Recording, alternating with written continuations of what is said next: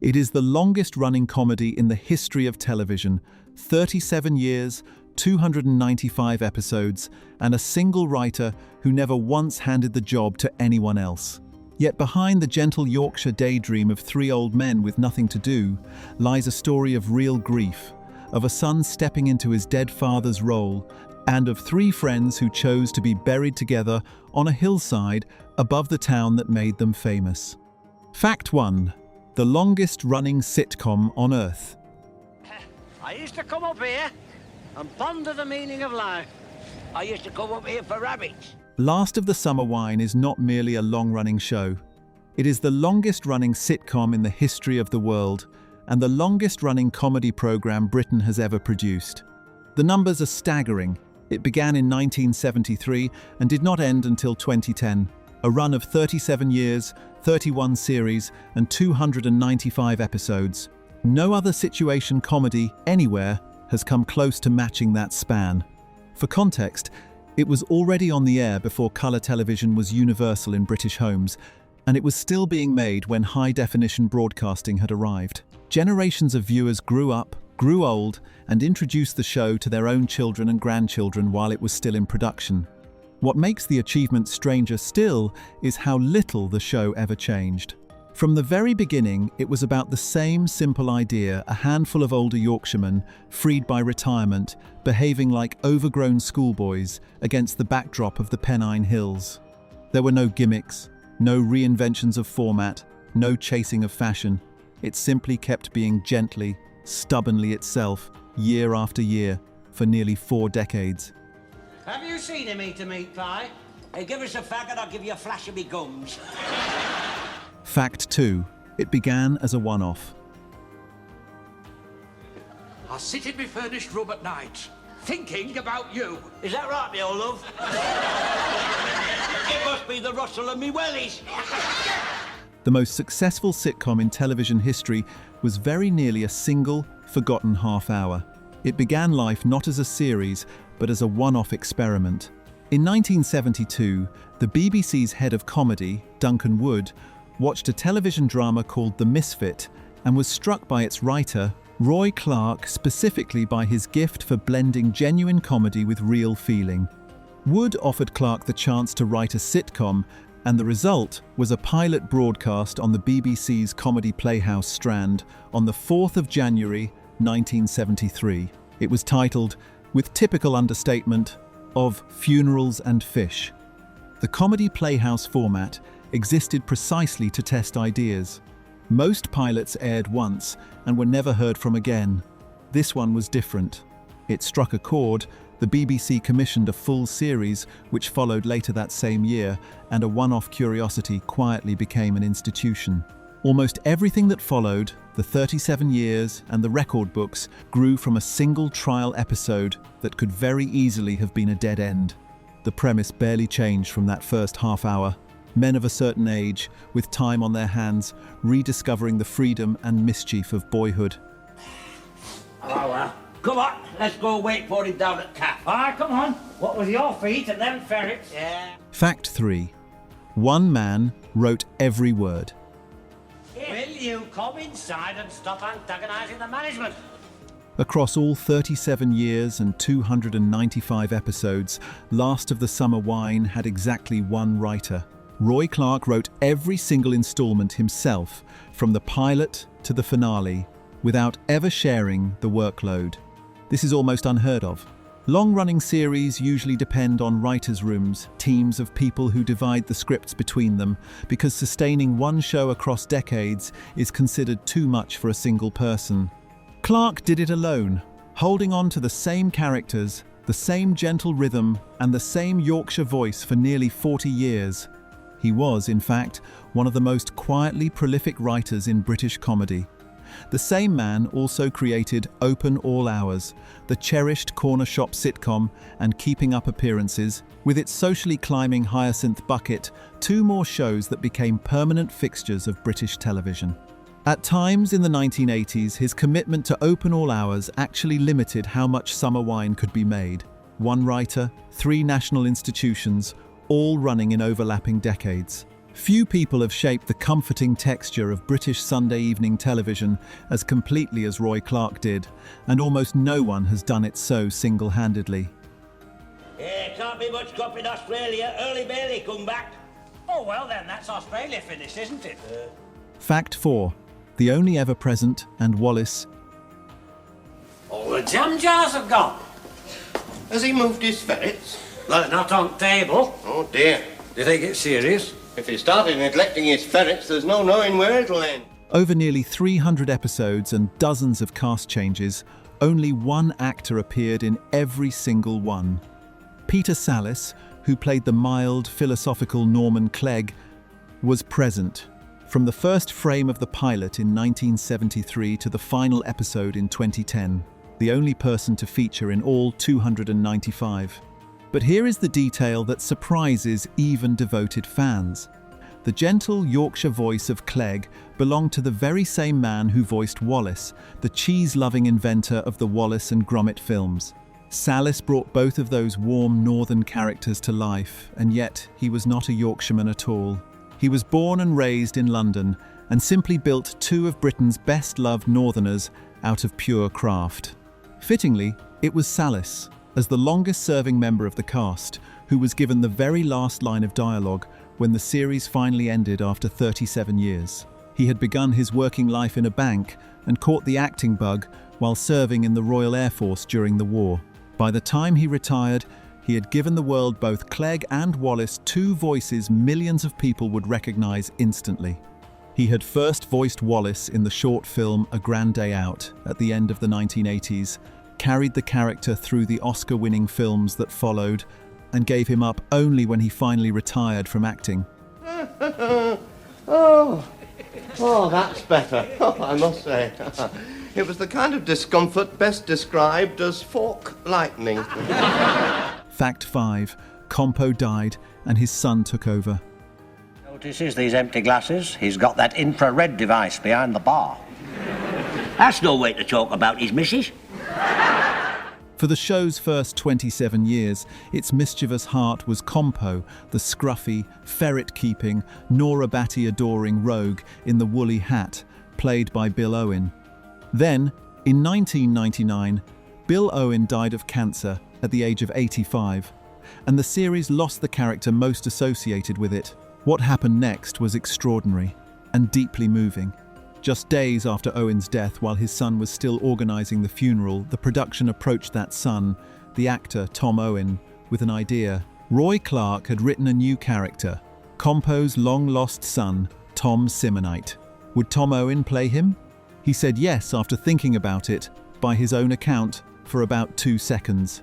From the year 2000 onwards, Tom Owen appeared as the son of the character his own father had made famous, a real son playing a fictional son, stepping into the family role on the very stage where his father had spent 27 years. He stayed with the show until the end in 2010, appearing in more than 90 episodes. Few television transitions have ever carried that kind of real-life weight. It was, in its quiet way, a continuity no script could ever have invented. If you're enjoying this, it would mean a lot if you subscribed. It helps us keep making videos like this one. Just hit that button and you'll never miss a new one. If you want advice on romantic, ask him. Him? He's in the middle of an intensive course. You should kiss her hand. Fact 6. They lie together above the town.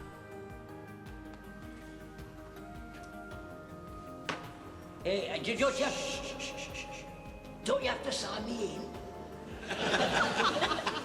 The bond between the cast and the town of Holmfirth went far beyond filming so far that several of the show's stars chose to spend eternity there. Bill Owen, though a Londoner, loved the place so deeply that he asked to be buried in the churchyard of St. John's at Upperthong, on the hillside overlooking the town where summer wine was made. When he died in 1999, that is where he was laid to rest, looking out over the streets that had served as the backdrop to hundreds of episodes. He did not stay there alone for long. When Peter Sallis died in 2017 at the age of 96, he was buried in the grave directly beside his old friend. And when Tom Owen died in 2022, his ashes were placed there too. Three of the show's most beloved figures, two of them Londoners who had become honorary Yorkshiremen, now rest side by side on a hill above the valley that adopted them. It is hard to imagine a more touching testament to what a gentle comedy can mean to the people who make it. The townspeople who had taken the cast to their hearts over the decades even campaigned for a permanent memorial to Owen in the town below.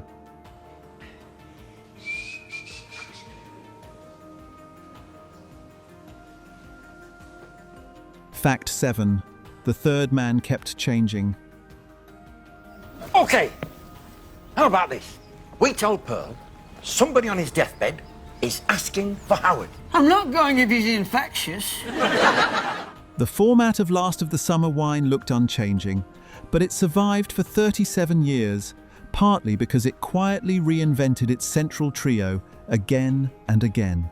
Clegg and Compo were the constants. The third man, the leader, the schemer, the foil kept changing. In the earliest episodes, the role belonged to the buttoned-up Blamire, played by Michael Bates. When he left, in came the wonderful Foggy Dewhurst, played by Brian Wilde, a former soldier forever boasting of wartime exploits he had largely imagined, and for many fans, the definitive third man. When Wilde departed, the eccentric inventor Seymour, played by Michael Aldridge, took over. Over the decades, the carousel kept turning. Frank Thornton arrived as the deadpan Herbert Truelove, and in the final years, the comedian Russ Abbott joined as Hobbo, with the comic actor Brian Murphy and Burt Kwok, familiar to millions, as Kato from the Pink Panther films, rounding out the very last trio. Each new arrival shifted the chemistry slightly without ever breaking the formula, which is precisely how the show kept going through the loss of star after star. Most series collapse when a lead departs. Summer Wine treated departure as renewal, simply handing the role of ringleader to a fresh face and carrying gently on. Oh, incidentally, if either of you two should ever get any parcels, I hope you'll save me the string. Fact 8. The forgotten prequel. Yes, I agree with all that, Cyril, but what you got to remember is that he's not all that bright. Well, you could say that, but I prefer to think of him as being downright stupid. Long before the era of reboots and origin stories, Last of the Summer Wine quietly produced its own prequel. It was called First of the Summer Wine, and it imagined the familiar characters as young men. Broadcast at the end of the 1980s, and also written by Roy Clark. The series was set in 1939, on the eve of the Second World War. It showed younger versions of Clegg, Compo, and the others, as they were before age and retirement, turned them into the trio audiences knew, lending an unexpected poignancy to the gentle comedy fans already loved. There was a lovely piece of casting symmetry too. Peter Sallis, who had played the older Norman Clegg in the parent show since 1973, appeared in the prequel as Clegg's father, the actor most identified with the character now playing the previous generation. First of the Summer Wine ran for only 2 series and never approached the fame of its parent, but it remains a curiosity few outside the show's most devoted following. Remember, an origin story made decades before such things were fashionable. Why did you bring it back? She said it wasn't the one she ordered, Mr. Scrimshaw. And why wasn't it the one she ordered, Mr. Scrimshaw? What are you doing, taking people the wrong lino? Fact 9. Nora Batty's stockings, a national icon. Oh, come to me, Nora, and show the world how much I care. No account of the show is complete without Nora Batty, and, specifically, without her stockings. The formidable, broom-wielding battle axe, played by Kathy Staff, became one of the most recognisable comic figures in British television, and her wrinkled stockings became a national symbol all their own. Nora was the long-suffering object of Compo's hopeless, lifelong infatuation. He spent decades pursuing her, undeterred by her withering contempt, her pinny, her hair curlers, and her ever-present broom. The comedy of their relationship, the scruffy, romantic, and the immovable housewife, ran through the entire series and became one of its defining images. Get away from me! Oh, Nora, come swim with me, and between us we'll raise a pair of kippers. The wrinkled stockings, in particular, took on a life of their own. They became shorthand for the character and, eventually, for a certain kind of no-nonsense Yorkshire womanhood. A tea room in Holmfirth was later named the Wrinkled Stocking in their honour.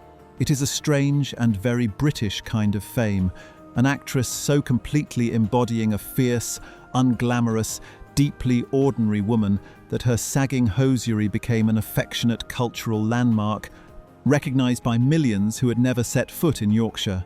Kathy Staff played her from the very first episode, and the steps outside Nora's cottage where she famously swept and scolded remain one of the most photographed spots in Holmfirth to this day. That's my neighbour, you know. Oh, yes, we've been quite close for years. Fact 10. It rescued a dying mill town. Oh. Has it stopped? Well, it doesn't seem to be ticking. Maybe you forgot to wind it. Holmfirth, the West Yorkshire town where Summer Wine was filmed, was not a tourist destination when the cameras first arrived. It was a former mill town whose wool industry had been in steep decline since the Second World War. The show changed its fortunes entirely. From 1973 onwards, fans began making the pilgrimage, and they never really stopped. Today, tens of thousands of visitors arrive each year to walk the famous steps Nora Batty swept, to eat in the real, working Sid's Cafe, and to visit the summer wine exhibition housed in Compo's old screen home. The programme effectively rescued the town's economy and rebuilt its identity around a gentle comedy. The connection ran so deep that Holmfirth threw a 50th anniversary celebration in 2023. More than a decade after the final episode had aired. The affection ran right to the top. The show was reportedly a favourite of Queen Elizabeth II, and at the height of its popularity, its audiences were vast. A single special, in 1981, drew around 17 million viewers, beaten that week only by Coronation Street. For a quiet comedy about old men ambling through the Pennines, with no violence, no spectacle and no edge, it commanded a devotion that flashier shows could only envy, and it left an entire town transformed in its wake.